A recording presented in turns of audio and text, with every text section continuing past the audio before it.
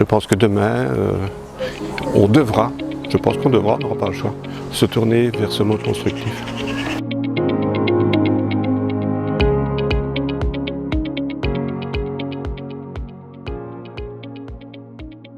La construction modulaire a comme avantage que on construit en atelier, donc ce qui permet d'aller beaucoup plus vite que de la construction traditionnelle. En fait, on est 3 à 4 fois plus rapide que la construction traditionnelle parce qu'on peut travailler en parallèle. C'est-à-dire que de la construction traditionnelle, vous devez faire les fondations et puis on monte les murs et on monte les étages, tandis qu'avec du modulaire, on attaque les fondations qui sont plus légères que les fondations traditionnelles, pour le traditionnel, et puis alors on peut construire les étages en parallèle, donc premier, deuxième, troisième dans ce cas-ci, et une fois que les modules sont terminés en atelier, donc on va dire 90% du module est préparé en atelier, au niveau finition, au niveau étanchéité, au niveau isolation. On amène les modules avec des camions et avec une grue, on arrive à emboîter l'ensemble des modules, un peu comme du Lego, et on n'a plus qu'à terminer les connexions entre modules. Donc, on est dans un produit de qualité.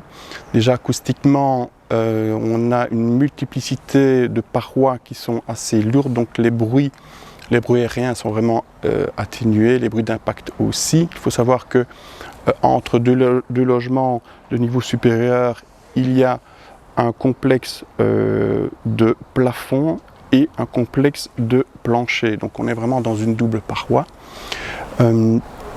Et quand on est à l'intérieur, on ne pourrait pas croire que c'est du logement préfabriqué. Ces logements ont été construits sur base de 3 modules. Un module de vie, un module que je vais qualifier de sanitaire et un module de chambre.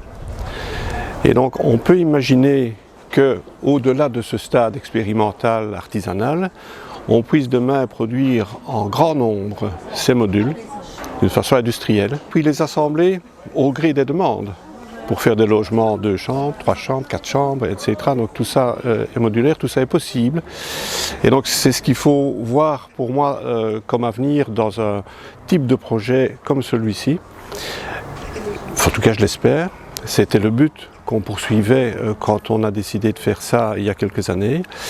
Alors soutenu d'ailleurs, je tiens à le souligner parce que ça c'est une chose qui était importante par un responsable du SPOE qui avait déclaré que c'était la solution pour le logement de demain, que les briques et les blocs c'était fini, qu'il fallait envisager pour répondre à la demande d'autres modes constructifs. Alors le préfabriqué en est un, mais il faut aller plus loin que la préfabrication, il faut une préfabrication industrielle en série, mais qui puisse, par des aménagements comme ceux-ci, conduire à des résultats qui sont tout à fait comparables à un logement traditionnel. Et où la qualité en plus, on parlait d'environnement tout à l'heure, on est en PEBA, l'acoustique est bonne, enfin bon, tout est rencontré en plus, tout est construit en peu de temps, en atelier, à l'abri des intempéries, donc il y a énormément d'avantages et je pense que demain, on n'aura pas le choix, se tourner vers ce mode constructif. Nous sommes ici devant des logements modulaires qui sont des solutions multiples que l'on essaye d'essaimer en Wallonie par rapport aux défis conséquents du logement, puisqu'on a besoin de plus de logements à loyer abordable, plus de logements publics, et le modulaire peut être une des solutions préconisées. Le défi du logement ou de la rénovation de logement est aussi une opportunité socio-économique pour les entreprises de notre tissu, puisque ce sont des montants extrêmement importants qui sont mis à disposition des sociétés de logement, des villes et communes, et à travers ces différents plans, on peut ainsi générer un travail important qui amènera plus de bien-être à ceux qui vivent dans ces logements.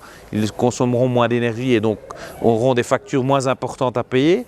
2, nous avons aussi une responsabilité collective en matière de climat, de planète, et donc d'éviter des émissions de gaz à effet de serre. Et troisièmement, lorsque les marchés sont bien conçus, ce sont les entreprises de notre tissu qui en profitent. Et donc à partir du moment où nos entreprises travaillent sur nos chantiers, cela permet la relance socio-économique de notre région.